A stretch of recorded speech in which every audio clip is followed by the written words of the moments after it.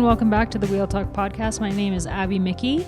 We have only a couple more interviews this year before we start focusing on the 2026 season and a pretty special holiday special episode coming up for everybody. So look forward to that. For now, I am incredibly excited about this week's interview guest. I got to chat with the one and only Ellen van Dijk, winner of multiple world championship time trials, multi-time European champion on the road and in the time trial, a winner of Tour of Flanders. I mean, the list of victories for Ellen is very long, but above all, she has been a huge advocate within women's cycling. She is a lover of the time trial discipline and has seen the sport go through a lot of changes. It was really, really fun to talk with Ellen, and I can't wait to see how her future pans out, which we talk about at the end of this chat. So here is my conversation with Ellen van Dijk. I wanted to talk to you about your retirement and your career because you announced a couple months ago or a month or so ago that this is your final season. You're stepping away from racing a bike. How does it feel? You've had like some time now to process it and some time as a non-professional cyclist. And especially now that it's kind of like the time of year where you would have been ramping up base miles and kind of thinking about next season and thinking about goals. How does it feel to not have that going on?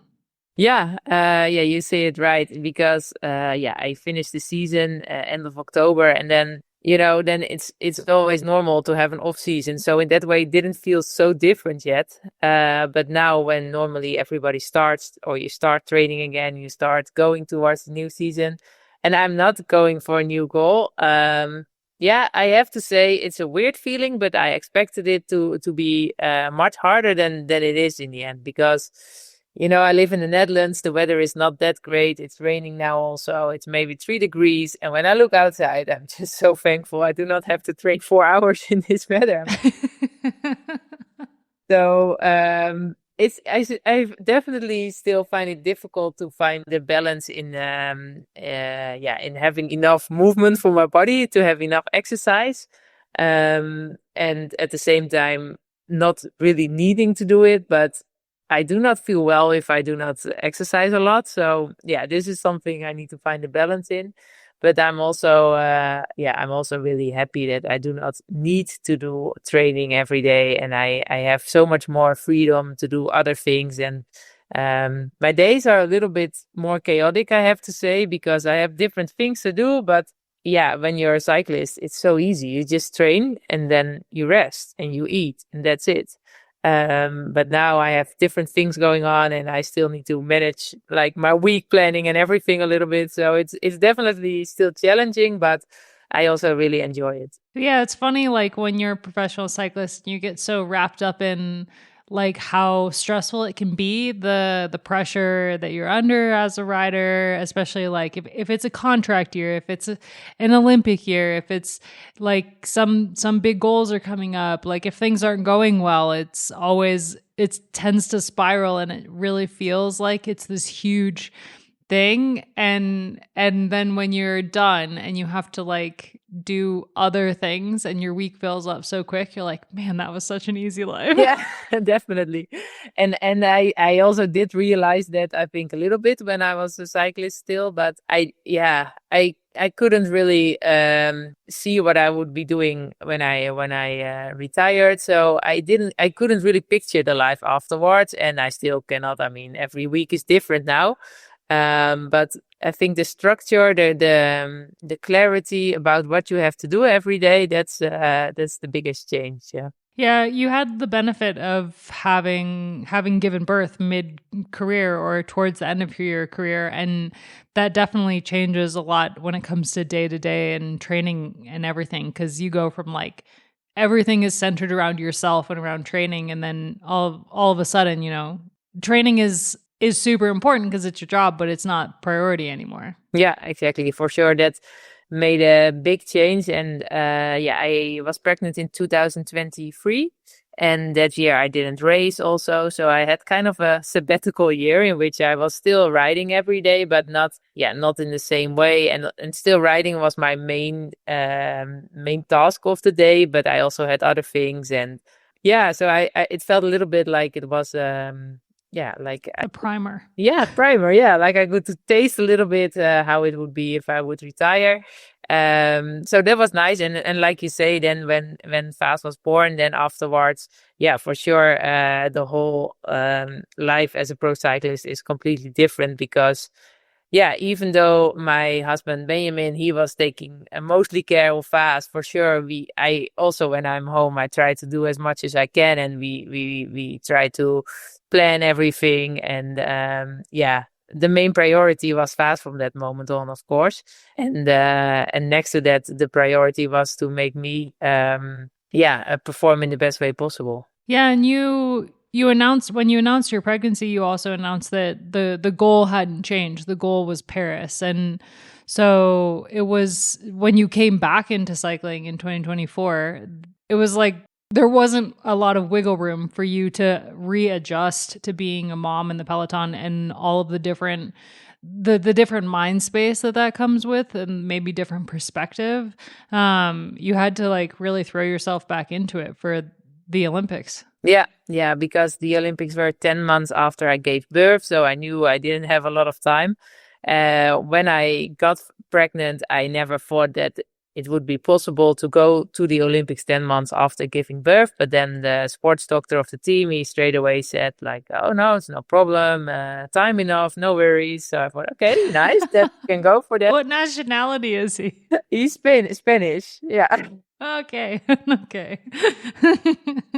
Yeah, and I think he is right, but for sure it was stressful. Of course, it was stressful because I wanted to be fit as fast as possible. We didn't move to Spain, but we went to Spain for almost a month together, Benjamin, Vaas, and me in December, and he was born in October, so he was only 6 weeks old or something. And then in January also, and in February we spent like 2 months there. So we traveled a lot with Vaas, and of course it was super nice that Benjamin took time off from his work, so he could take mostly care of Vaas. So that made everything so much easier for me. But of course, it's something. I was also breastfeeding for 6 months, so it's at that moment it's the biggest thing in your life, but you also have this big goal next to it. So we were juggling things, but I think it was going pretty well until I got an accident. Yeah, that was such a huge bummer. I remember like checking the news that day and just being like, no, this is like such an incredible story. Like one of the most decorated time trialists of this generation, one of like the most, one of the riders that I think like I looked up to the most in the peloton, and I'm definitely not the only person who would say that.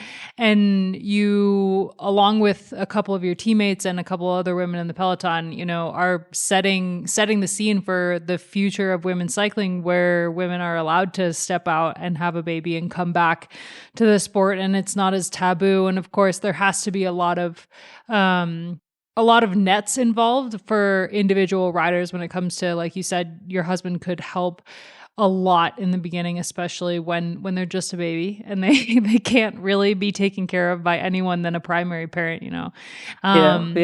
And to have this goal of the Olympics, I was like so excited to just see the whole thing play out. And then when I saw that you'd crashed and had the ankle injury, it was like, I think a lot of people were like, gutted for you. Yeah, that's really nice to hear.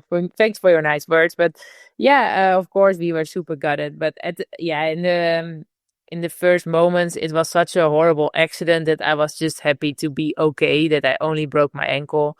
And I had a lot of stitches in my leg and those kind of things. But I thought it could have been so much worse. So I was just like, okay, I'm here with Benjamin and with Vaas, and that's all that matters.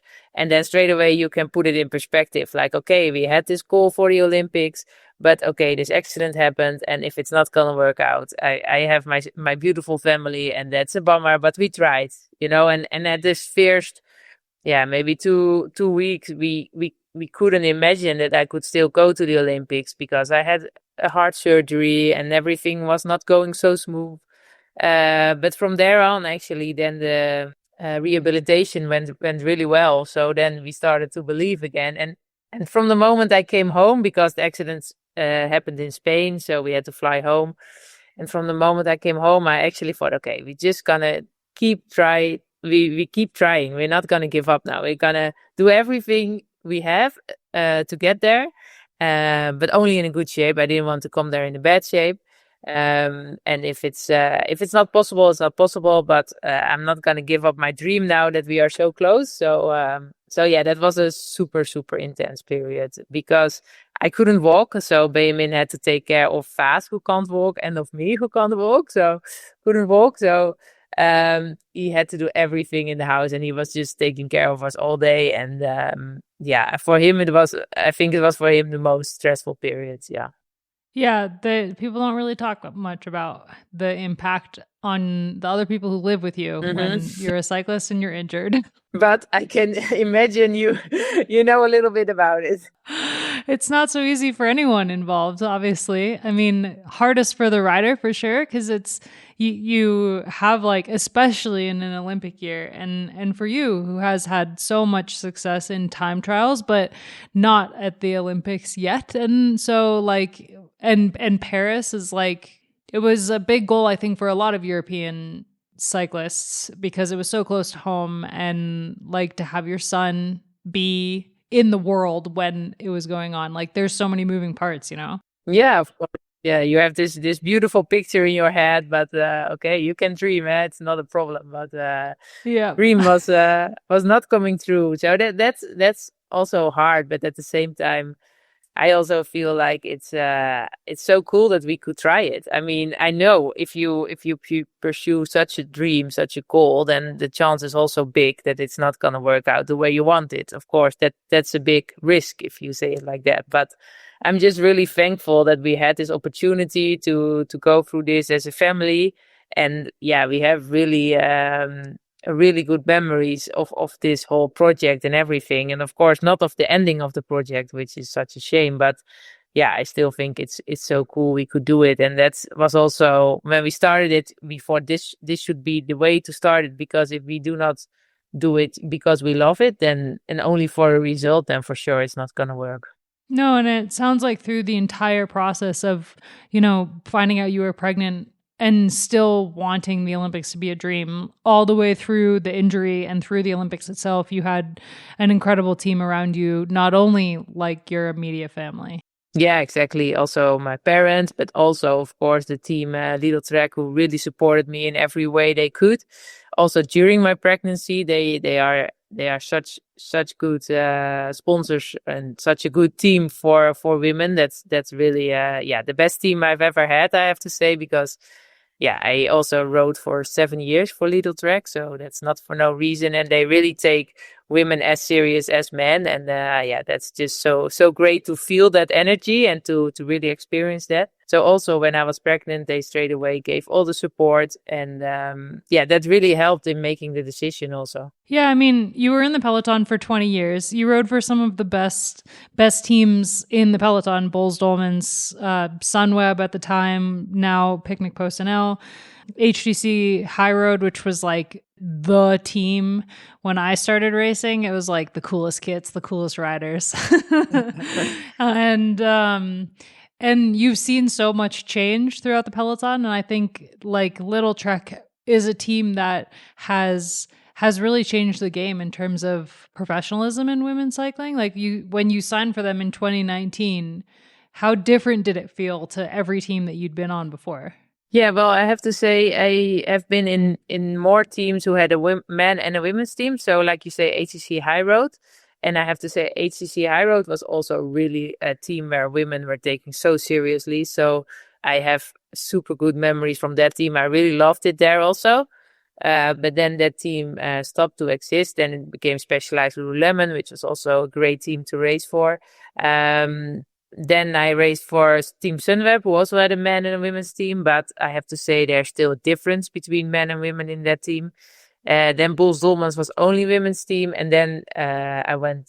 Oh no, first Bulls Dolmans, then Sunweb, and then Lidl-Trek. But Lidl-Trek for sure, they put really all the facilities exactly the same for men as for women. So yeah, when they started, I didn't know yet what to expect because we were completely new. It was a completely new team, so of course they say, yeah, we're gonna treat you the same as men. But I heard it before, so. Yeah, first you want to see it and you want to feel it. But then from the first training camp on, I straight away felt like, wow, this is really cool. And it was also super nice to start with a complete new group of women together because we all came to the team that just started. So, that was also giving us a special bonding already, I think. Yeah, and it's been interesting to watch how the team has changed since that first year and the riders that have stayed and the riders that have left. It's been very few riders, I feel, that have been part of that core group that started with the team that have left and stayed in the sport. Mostly, if any of the riders leave the team from that first couple years, they've retired. Yeah, exactly. And I think that's also part of the philosophy of the team. They really want to build a team. They want to give a prospect for some years. They don't want to just have riders for 1 or 2 years. They really want to build a process with and go on in a process with them. So I think it's one of the biggest strengths of the team. Yeah. Well, it's kind of hard to compare because I feel like there's this divide between like pre-world when teams became world tour versus the years before when it was, there was the world tour races, but it was more like, UCI teams and just the less professionalism in the sport. What were the key differences between a team like Bulls Dolmans that's a standalone women's team and a team like Sunweb or Lidl-Trek, teams that have had the co-men and women's teams? Yeah, I think if you have a men's team next to a women's team, you can benefit from facilities that are already there. So, for example, track testing or wind tunnel testing, or and even if you do not always do testing with a single rider, they tested all their suits or they tested all their material or already for the men. So for the women, normally you can forward it to the women's team. So just from all the knowledge that is there already from the men's team, and from all the experts that are there in a men's team, you can just benefit from that as a women's team. And for sure, women are not the same as men, but there are a lot of things that you can kind of copy to a women's cycling team. So for me, just to have the complete structure of a big team. And also the way of working from a big team that really makes a big difference. Yeah, I mean it's been super interesting to watch how the teams have kind of, you would maybe expect a men's team to be more successful, a men's women's co-team to be more successful because of all of the added infrastructure of having a men's team involved, but how some teams that's helped some teams and harmed some teams. And then you have teams like Canyon SRAM, Zonda Crypto, and Bulls Dolmans, SD Works Pro Time that have just continued to always be really good without having that added infrastructure. Yeah, so I also like to see that because I think it's also nice to prove that you do not necessarily need it. I experienced it as a big advantage, but at the same time I also raced for Bulls Dolmans and Canyon SRAM, which was then Specialized Lululemon, and there for sure also they arranged everything in a good way. So you do not need it, but it makes things definitely easier. For you, maybe it makes more of a difference because of what you're saying about like aero testing, because that's something that I think women specifically, like I wrote a piece earlier this year about the death of the time trial. Like it's kind of not as important a discipline as maybe it once was, and especially as there's not a lot of time trials in stage racing and stuff like that for the women, that it's the aero testing is not as much a thing. So for you, someone who was so good on the time trial bike and put in so much time and effort into the little details of time trialing, that would have made a bigger difference than for someone like Kashani Radoma-Finney, who is obviously needs to be decent at time trialing, but it's not the be all end all. She's not focusing on that. Yeah, no, that's definitely true. Yeah, for me, it was maybe more important than for other types of riders. I think for me, it's also helpful that behind the team, there's a bigger structure. So sometimes when you're in a smaller team, there are one or two persons who who decide everything about the team. And that can be good, but sometimes also can work the other way. And I think that's also a benefit sometimes of having a bigger organization behind the team. Yeah. I want to talk about time trialing because it's such a beautiful sport. Like the race of truth. And for you, was it always a love relationship, or was it something that you found that you were good at and so you pursued it? I was good at it already from a young age. So for sure, then the love is growing. But I also think even when it was not going so well, I still loved the discipline, even though at that moment, for sure, I hated it. But I come from speed skating, and in speed skating, you always do small time trials. Like I think the longest distance you do is maybe 6-7 minutes, so it's never that long. But you're used to battling against the time. And also in the summer, as training for speed skating, we would do some time trials on the bike to train. And I'm also raised with it. So when I started cycling when I was 15, and we did in the summer all these small time trials, and I didn't know any better than that was part of the sport, and that was an important part of the sport to do well. Sometimes, because I think every week we did one time trial in training, and I think some weeks I was really, really bad and I hated it, but then some weeks I was really good and I thought, oh yeah, this is good.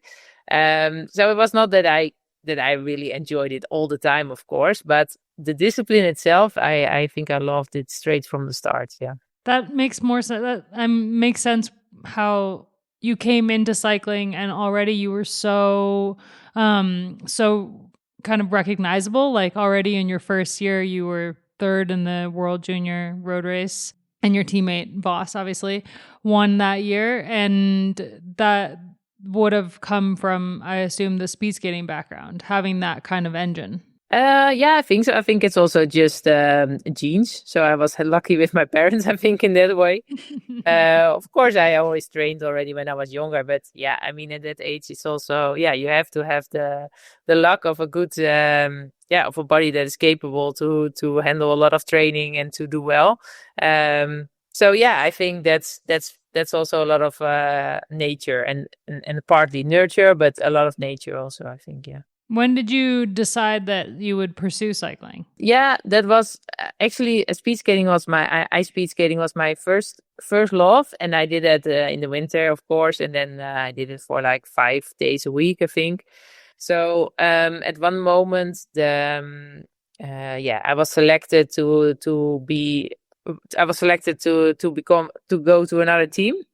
But that team said, yes, you can come to our team, but we don't want you to ride your bike in the summer anymore, or race your bike in the summer. You can ride it for training, but you're not allowed to race your bike. And I think I was 20 years old by that time. And I thought, oh, okay, so I'm not allowed to race my bike. Well, then I'm not going to go to that team. And I didn't want, if I want to continue speed skating, then I also wanted to grow in speed skating. So I thought, okay, then this is the moment where I have to decide which sport I want to do. And then it was actually quite clear for me that I was going to cycling. Then in the winter, I stopped with speed skating. So I thought, okay, but then I have the whole winter, I have nothing to do. So what am I going to do? And I thought, okay, then I can start track cycling. So then I started to combine it with track cycling. And that worked well for a couple of years. And that was before you could really make a living doing cycling. So it was Yes. still very much out of passion for competing for the sport. Yes, exactly. But I have to say that I also went to track cycling because I knew there was a chance that if I would do track cycling, I would get A status, so-called A status, and then you have to be between the best 8 of the world. And if you were between the best 8 of the world, then you got a minimum salary from the Olympic Committee. So I thought, okay, that's my chance to actually make this more professional. Yeah. And could you have ever imagined when you were doing that and you had to be in the top 8 in the world to make any money doing the sport, that women's cycling would become what it is now, where like it's normal to, I mean, it's not everyone who makes a living wage, but everyone in the world tour, in theory, is making enough. Yeah, for sure. So no, I never could have imagined. No, because also a lot of people ask me. I couldn't even really imagine being a full-time professional because I was studying, and I thought, okay, I need to study because I need to start working after this. And it was never really in my mind that it could become really something I would do for a living and for this long. I never could even imagine that as well. But the past 15 years, and especially the last 5 years, it has grown so much. It's it's really, I couldn't imagine it. It's really incredible to watch. And I mean, I think for a lot of people from your generation who would have experienced what women's cycling was kind of before and what it is now, like it's almost unimaginable what it used to be, and that we used to, people used to just have jobs and race and be at the top of the sport. When with side jobs, and now you can't do anything else. Like you really need to dedicate so much to be in the sport and to be making a living at it. Yes, exactly. And both has its advantages and disadvantages, of course.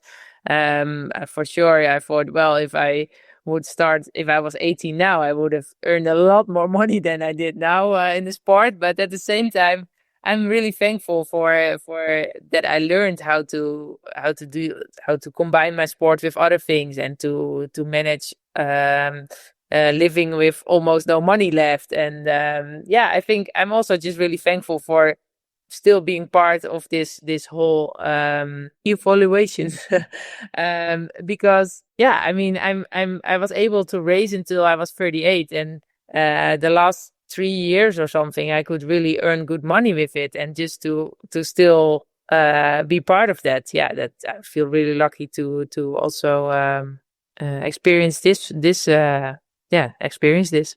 I mean, I think in a way that also makes the retirement easier, because you had the years where cycling couldn't be your whole identity. And I think for the younger generations coming in now, that's going to be more challenging when they retire, because it is something that like you say, 18-year-olds can dedicate themselves to 100%. And it's not like when you were racing at a younger age and you had to have other things going on, because it couldn't be everything. Yeah, exactly. So I think it will be hard to have a 20 years career indeed. If you're starting now from 18, I don't say it's impossible, but mentally it will be harder, that's for sure. Oh, the sport takes a lot more out of you now than I think it used to. Yes, definitely. Yeah. Because when I was 18, I was still enjoying other things. I was sometimes partying. I had no idea about nutrition, nothing at all.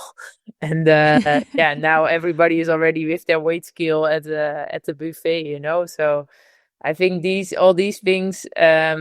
You just have to be so serious from a young age that it will be harder to keep that for a long career, I think. Yeah. So when you made the decision to retire, you were thinking about it already in 2020, what the future would look like, and then 2021 you had arguably one of the best years of your career, winning the World Championship time trial after your first World Championship was 2013. So it was a nice dry 8 years. patch Yeah. of world championships. Yeah. With a few podiums thrown in there to really like rub salt in the wound. But then you kept going and did incredible things. So what was the decision process like when you thought, okay, this is definitely going to be the end? Yeah, it was quite a process, I have to say. Like you say, actually, when I think in 2019, I thought already, yeah, maybe I have to retire because my big goal is to become one more time world champion in a time trial. But yeah, I can't reach it. So, okay, maybe I should start. I should retire somewhere in the next years because I was together with my partner Benjamin then, and we had a wish to have a baby. So yeah, all these things we were talking about. But then in 2021, I reached my big goal, and I also became European champion on the road. So then all of a sudden everything turned around, and I was like, wow, this is so great, and we keep going. So in 2022, I had one more wish, which was the hour record, and we could do the hour record in 2022.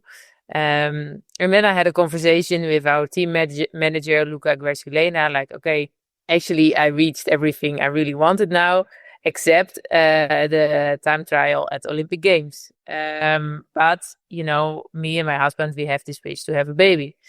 So he said, okay, well then, if you really want to continue, then we just continue and you see if you get pregnant or not. And I was like, oh yeah. Oh, okay. Yeah, that's an option. Yeah. Like, I don't know. You kind of almost, for sure, we thought about the idea, but we didn't really think about it like it would be really an option to sign for 2 years and try to get pregnant that year. And then I got pregnant for that year. So 2023, I didn't do anything, no races at all. And then 2024, was the Olympic year, which was super, super, super intense. I couldn't imagine before that it would be so intense because, of course, we had our baby fast. But yeah, because of the accident that happened before the Olympics, it was the craziest year I ever had, I think. And then we had to decide.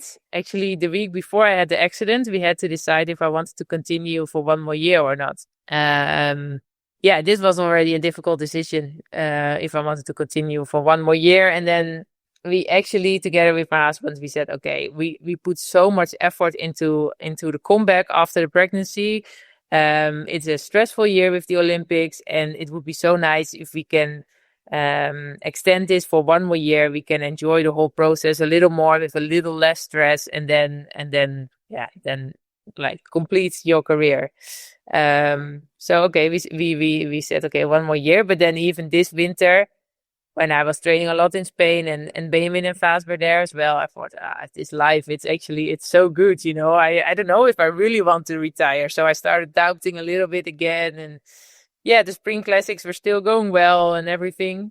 But then I crashed hard in a criterium in June, and I broke my shoulder. And at that moment, I really thought, I don't want to crash anymore. I'm so sick of crashing and coming back. And yeah, I think that made a big, that was a big part of my decision. And then in the first race where I came back, I crashed again hard. And then the week after, I crashed again. And I thought, okay, no, I think now it really needs to be my last year. And it just confirmed what I was thinking for a longer time already. So yeah, then I thought, okay, yeah, now it's time. Yeah. And when you decided, you'd originally thought CMAC Ladies Tour would be your final race. Yeah, so I thought it would be my final race. My wish was to end with a time trial. But then the national coach didn't select me for the European Championships. So I thought, okay, then I guess it's CMAC because it's in the Netherlands, and then afterwards there were almost no races anymore. But then I thought, okay, Groningen Den Nation is actually a nice race, but it was 6 weeks after the CMAC Ladies Tour. So I was kind of retired then, but then I thought I need to still train for 6 weeks for this one time trial. But in the end, I thought, okay, I make CMAC Ladies Tour my last road race, and then I will see if I still have the drive to go for this time trial at the end of the year. But then actually, I just love time trialing so much that it wasn't so hard actually, and I didn't train so long anymore, so I could kind of grow into my retirement a little bit with that. So I thought, okay, let's just do it and we see. Yeah, and in the end, that was the perfect last race for me. Well, to end your career with, multiple time trial world championships, 4 European time trial championships, like countless wins on the time trial bike, and also just an incredible list of wins on the road, 73 wins in total, I believe. And like to finish it with a time trial victory really seems only fitting. Yeah, well, it was just like the perfect scenario. And I actually won it by 1 second, so I had no idea during the time trial, but it was so close. So but yeah, I don't know, it was the perfect ending. Yeah. And I think like the last couple years have been especially exciting in the time trial because there's been so many emerging talents. Like you had this run for a really long time where you were the best time trialist in the peloton. And then in the last couple years, we've had Marlon Reusser coming through the ranks, and there was this really awesome duel between the two of you for a while. And I think it's been really cool to watch how time trialing has evolved in your time in the peloton, and especially in the last 5 years. Yes, in one way I agree, because everybody became more focused on it. It became more professional. Teams become more professional. But at the same time, it seems like every year there are less and less time trials. So yeah, in that way, I do not like the evaluation of that so much, of course. So I really hope we can turn that around a little bit and get more time trials back. At least the Tour de France has a time trial again, I saw. So that's a good point.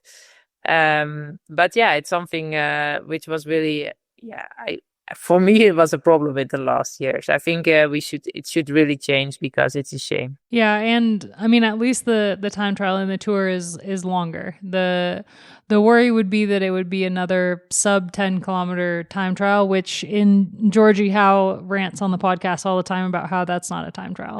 I agree with her. I agree. Yeah. Yeah. Well, I'm so grateful for the time, and just for having been in and around the sport at the same time as you, because I think you've been a huge inspiration for a lot of people. And I'm sure that you absolutely hate getting this question, but do you know what you're gonna do next? No, I get it a lot, the question. Yeah, I know a little bit. I'm sure. I will start as a coach with Lidl-Trek, so I will start to coach 2 riders. Ooh, that's exciting. Yeah, I studied human movement sciences when I was studying, so I know a little bit about the background and everything, and I'm just always super interested in coaching and training. So that's something I wanted to give a go this year. I really like it, but I also like to not go fully into it complete, so straight away. So I want to still have time in the week to do other things. So I will probably do some commentating for the Dutch TV also. These kind of things. And then, probably, as a mom with kids, your time is gone before you know it. So, I just want to take time to enjoy things and, to not have so much stress around performing anymore. Well, I'm really glad that you'll stay in the sport bubble, because it's been really cool to watch the last couple of years. So many retired professional females be able to stay close to cycling and continue to impact it. So that's great. That's great that we're not going to lose you. No, yeah, it's still my like you say, the bubble, my safe space. So I like to stay around for sure. Cool. Well, congratulations on everything and for the future. Thank you so much, and also thank you for the nice interview. And I think next time you should talk more about the support at home behind the rider. It's really important. I'll interview myself. Yeah. Why not?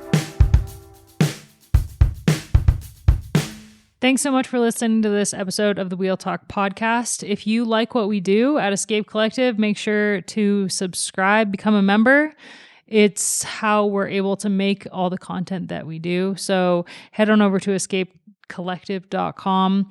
I also have a written piece on this interview with Ellen van Dijk coming out tomorrow, the next couple days. So definitely check out the written story as well on Escape Collective and everything that we write over there. We've got content covering every bit of whimsical cycling news from some of the best journalists in the game. So make sure to sign up if you like what we do.